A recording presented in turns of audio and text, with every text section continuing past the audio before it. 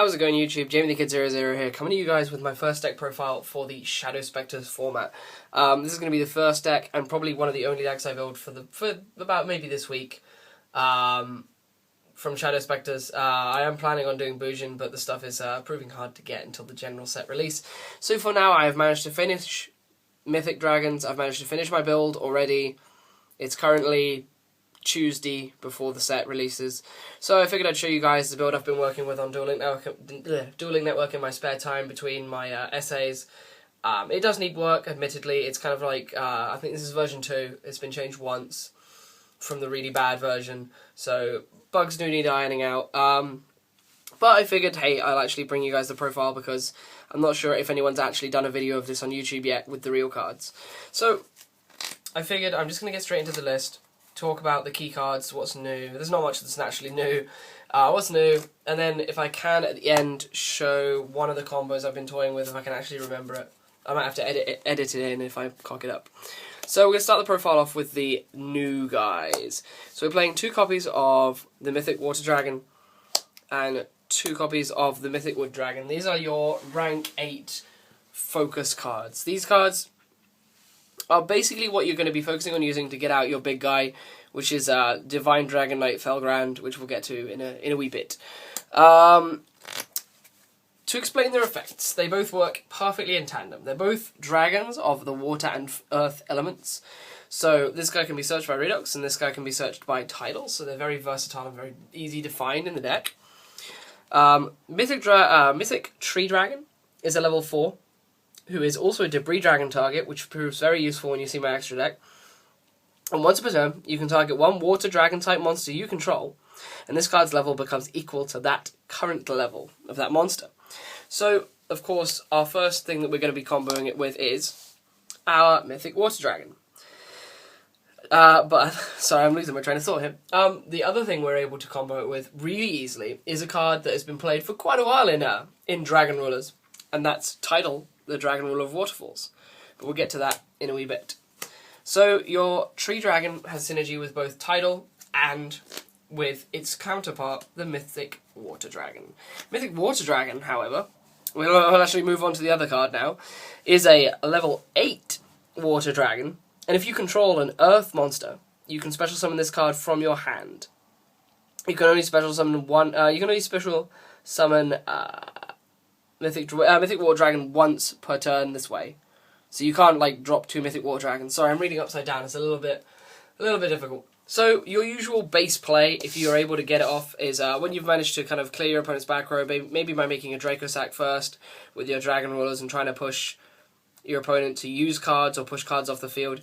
You can have your hand of this, and you can summon your Mythic Earth Dragon, special your Water Dragon, have Mythic copy the Water Dragon, and then Xyz for either Divine Dragon Knight Felgrand or the other rank 8s that we play in the deck.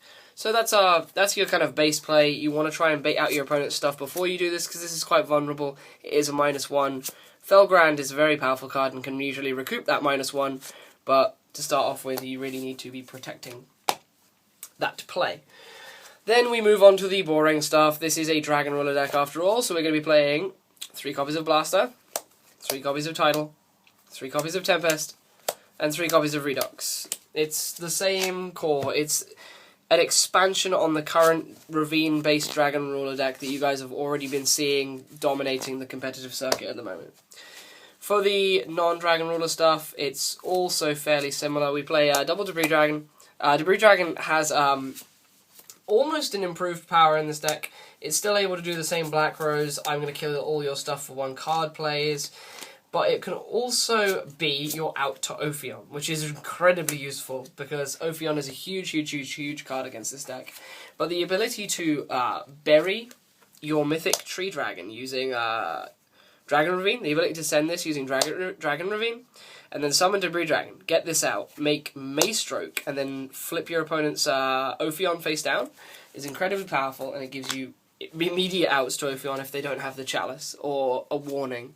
So there aren't that many other things that can kill your Maestroke. Continuing on, we do play the 1 Guard and the 1 Corsesca because we're playing the Consonance draw engine. I felt that this deck needed more draw engine, so I put these back in. They originally weren't in the first build.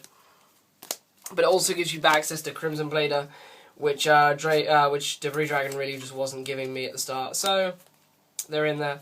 And then the final kind of summonable monster I play is Trigon. Trigon is just Trigon. It's in there for... this deck doesn't make the double Ancient Fairy, double Dracossack play, but it makes a similar play with Dracossack Felgrand, which is what I'm going to try and show you at the end of this video.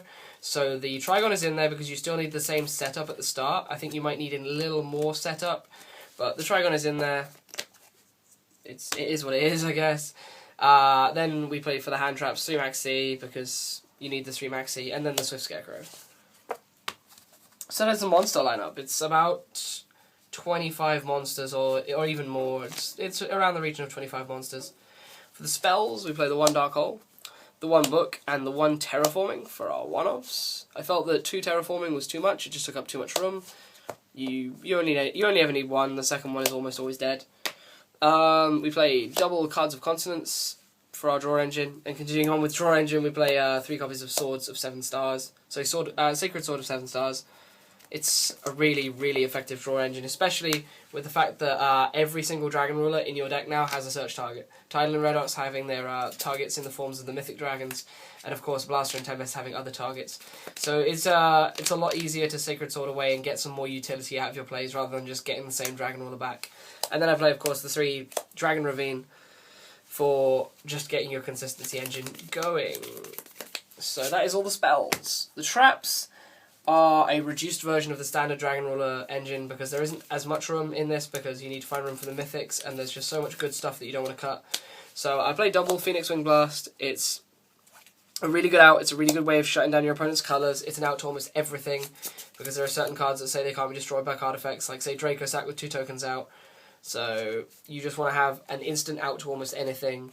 And as I think Patrick Owen says, it gives you great control over your opponent's next draw. It gives you great knowledge of what they're going to be top decking into, so you can make reads on their hand and accurately predict what you're going to be going in against, and not have to worry about like the random top decks into Dark Hole and things like that. So Phoenix Wing Blast is good. I then play the 1 Vanity's Emptiness. I'm going down from 2 to 1. It just hasn't been performing that great for me. I just really don't enjoy the card anywhere near as much as I used to, so I've cut it. It's player pref, but then the 1 Sixth Sense, you're playing so many monsters. I still call 3 and 4, which is something that I should probably explain in a theory video because I've had comments of people not understanding the 3-4 theory. I mean, I didn't originally, but the 3-4 theory needs to be explained. So Sixth Sense, and then Return, because it's Return and it's dumb. So dumb. Right, extra deck. This is where it gets fun. This is where there's a couple of new cards. There aren't many, and there's only 2, but it's a pretty cool extra deck. Let's get into it. So we're not playing any of the low levels. We're starting at level 6 for our synchros. We play 1 Orient Dragon. This is an out to HTS Behemoth, which Dragunity makes if you Maxx them. It's an out to all sorts of huge synchros that you just do not want to be sat in front of. It's a great out to Star Eater. It's a great way of getting things like Scrap Dragon and Stardust Dragon off the table and not having to worry about them being in the graveyard to fuel your opponent's dragons. It's also a great way around Ancient Fairy Dragon, which has a huge 3000 defense point body, which is hard for this deck to get around. So the Orient Dragon, for our 7s, play the 1 Black Rose because you want to nuke the field. Nuking the field is cool. And the 1 Ancient Fairy. You have no idea how much I want to play 2, but there is really no room in this extra deck. Like I sat at my table for a good while trying to find something to cut.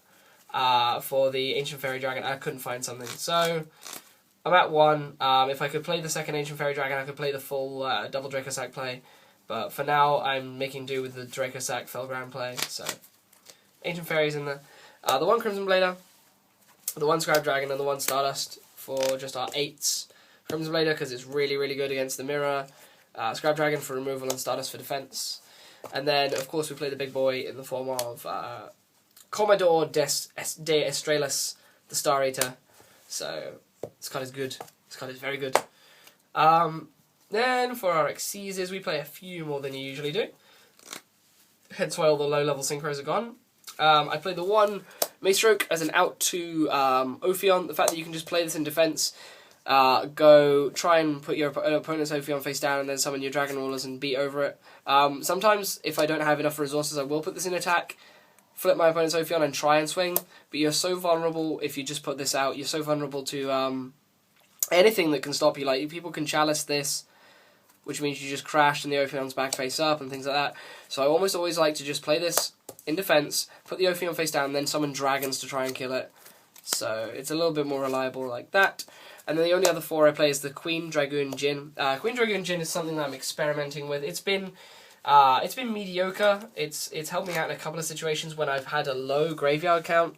It's especially good late game when I have a low graveyard count and I can summon 1 Dragon Ruler by its traditional means and special summon a second one just with Queen Dragun Djinn. So it helps with plays. It definitely helps with plays, but it's early days and it could see itself taken out. But it's performed well enough to stay in for now in version 2.0. Then for the 7s we play the double Dracossack. I just feel that having 2 Draco is far better than having the 1. So you just want to have that access. And then, of course, the 1, number 11, Big Eye. You've got to play Big Eye. Big Eye is just too good. And then we move on to the illustrious rank 8s. The rank 8s are the interesting bits and pieces. We're playing the 1 Hieratic Sun Dragon Overlord of Heliopolis. Heliopolis is in here as an out to anything. It's great because its effect is not a cost. You only have to detach 1, and that's the cost. Tributing occurs afterwards, so it doesn't target. So your opponent has to do all their chaining and crap like that before you even declare your target. So it's pretty good, pretty good. We then play one of the newly released number 46 Dragluon. Dragluon is an 8 that requires 2 level 8 dragon type monsters. So, I don't know, your 2 mythic dragons perhaps. And I'm going to read its effect to you because it's too small and I'm not going to, well, I'll show you guys so you can pause the video if you should wish. So there's the effect if you've got this on 1080p. But I will read it to you just because I'm a nice guy. So it's 2 level 8s, it's a light dragon, so of course it is banishable for any of your Dragon Ruler effects if it dies. You can, once per turn, if you control no other monsters, you can detach 1 Xyz material from this card, then activate one of these 3 effects. Effect 1, special summon 1 dragon type monster from your hand. Effect 2, target 1 dragon type monster your opponent controls and take control of that target. Or effect 3, dragon-type monsters your opponent controls cannot activate their effects until the end of your opponent's turn. So it's a pretty cool effect, it's pretty versatile. You'll almost always make Fellground over this card instead of this card, but it's incredibly useful for a lot of situations, so it's definitely going to be sticking around in the deck. And then, of course, the final thing we play for the extra card number 15 is Divine Dragon Knight Fellground. This is the new Star Eater from the new set. This is the ultimate secret ghost that they put in this set. And it's really quite good. It's 2 level 8 monsters. It's Warrior Light, so it doesn't complement your Dragon Rulers, sadly. It can't be banished if it dies. But you really don't want this card to die, and it's pretty hard to kill. It's a 2800 body on a rank 8 frame. And it has an effect of, once per turn, during either player's turn, you can detach 1 Xyz material from this card. Then target 1 face-up monster on the field, that's either side of the field, and for this entire turn, its effects are negated, but it is unaffected by other card effects. So it has a dual purpose. It's a Fiendish Chain, if you should choose to use it in that manner, so it can shut out the effects of Dracossack and Big Eye and things like that. It is chainable, it is a spell speed 2 quick effect. So it's chainable to activations, so it's a walking Veiler if you should choose to use it in that way. But it also has the added effect that if one of your monsters were to be targeted by an effect, or if you were Darkhold or things like that, you could activate Divine Dragon Knight Fellground, target either itself or something else, and it becomes unaffected by that Darkhold and any other card effects for the entire rest of the turn. So you can see the massive amount of protection, but also the massive amount of kind of defense this card can offer. It can protect you, and it can hurt your opponent and force them to bait it out, because it's so hard to kill. Otherwise, your opponent literally has to summon a blaster and crash. And if you can find ways to defend this, it's really, really strong. So I really like this card. I really think it's a very effective card, and if you can lock your opponent out, like usually the best play I've ever seen with this is just going this Vanity's Emptiness go, because then your opponent pretty much loses. There's almost nothing that can be done, because it's so hard to kill this. They literally have to find the MST to kill, or the blaster pitch to kill your Vanity's Emptiness, because they are locked out. So it's pretty awesome in that respect. So, right guys, those of you who have enjoyed this deck profile and do not want to see a really shoddy combo, please tune out now.